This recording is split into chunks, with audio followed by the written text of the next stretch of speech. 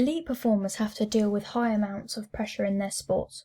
For example, in the boat race, the rowers have to row past hundreds and thousands of spectators whilst trying to remain focused on their performance and synchronicity with the other rowers.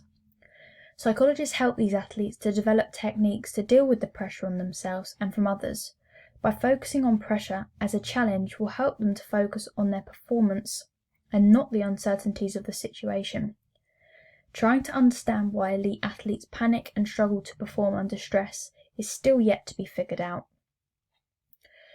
When the athletes enter what is known as a challenge state, the body releases adrenaline, which opens up the arteries, vasodilation, to allow the oxygen and substances like glucose to flow around the body in the bloodstream, to enable the body to make quick and appropriate decisions and move accordingly to respond to the situation. But for those who don't thrive when they are experiencing high levels of stress, enter what is known as the threat state. That is when cortisol is released, and this causes the arteries to vasoconstrict, so less blood and oxygen is being circulated around the body, which can hinder performance in terms of reacting and concentration levels being lower than in the challenge state. One technique that athletes use is picturing a set of scales in terms of their demands, which are the obstacles they may face, to tip the balance the other way towards their resources, which are the attributes they possess that can help them to move past the obstacles. The main aim is for the individuals to develop a perception of control, to focus on the things themselves that they can influence and not worry about the external factors which are out of their control.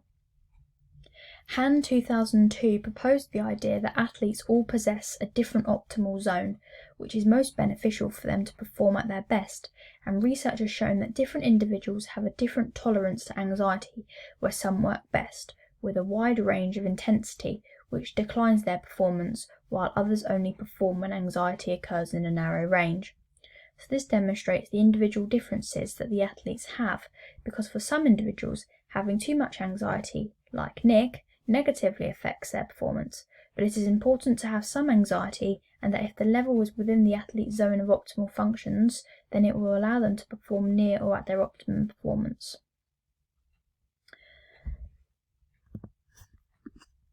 Now we're going to look at arousal and the theories of arousal. Nick is demonstrating the idea of the catastrophe theory, which is one of the main theories in describing arousal. This theory was proposed by Hardy and Fazey in 1987, and it contradicts the idea of the inverted U theory, which we will come to later, that says that performance doesn't always gradually increase, and in fact there are times in sport when individuals' performance deteriorates rapidly as the arousal increases. This theory states that cognitive anxiety of an individual is low, which is the individual's thinking concerning their ability to complete a task, but showing high levels of somatic anxiety, which is the physiological response to a situation that is perceived by the individual, that they will be incapable to complete the task, and high levels of cognitive anxiety due to a further increase after the optimum levels means we have a catastrophic drop in performance, as shown by the two graphs. This shows if we have low physiological arousal, then it increases our performance to a certain point, and if we're worrying, then that can decrease our performance, but it doesn't have as much of a catastrophic effect if we have high cognitive anxiety, because our performance then increases up to pretty much its optimum, but then because our physiological arousal increases beyond our optimum capability, then our performance dramatically deteriorates, as we can see by this steep increase, and therefore then it's impossible to regain this performance that we had before. If we can slow our cognitive anxiety by controlling strategies, we can reduce our arousal to become better again and perform at our optimal level. By having this catastrophic drop, we will have a dramatic effect in our concentration and the ability to make decisions. The shape of the graph, as shown on the screen, follows a similar shape to the inverted U theory's graph to a certain point, but as the graph shows, there can be a rapid decline in performance after a certain amount of arousal has been sustained that is above the athlete's optimum point, and therefore resulting in the performance becoming catastrophic. So Nick is showing high cognitive anxiety, and therefore he has developed high levels of arousal, which is why his performance falls apart, as shown in the scenario. He is then unable to make the precise and accurate shots because his arousal levels have exceeded his optimum level, and he won't be able to regain his performance, as this theory states that if the performer can rescue the levels of arousal, even by a small amount, cannot help them to regain their performance to their previous level. So this is why after the game is over, Nick doesn't feel nauseous and as worried as he was in the badminton game, because he has returned to homeostasis, his relaxed state.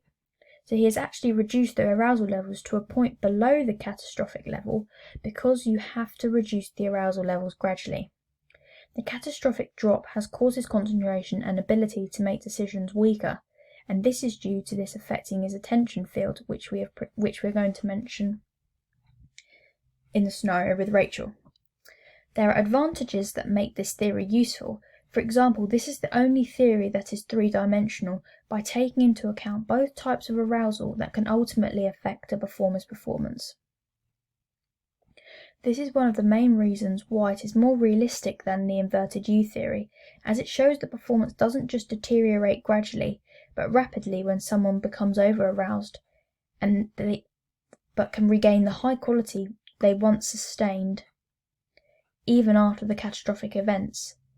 But however, there are limitations to this theory, as the research that has been provided is mostly supported, but a downfall is that this theory is unrealistic, as the testing methods that are conducted are very difficult, which can then make it difficult to predict performance, because in Nick's case, he may not actually be able to reduce the arousal in his games to regain performance because of the pressure he is sustaining. So therefore, this model doesn't account for all individuals, in that it's not that easy to reduce arousal unless certain techniques can help to reduce the pressure first.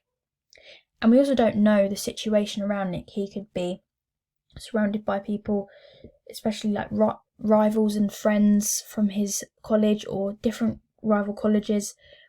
that he could be focusing his attention on, or his family members, or even his coach. He's focusing on the external factors, and it may even be his opponent. He may feel threatened by his opponent. We don't know the situation,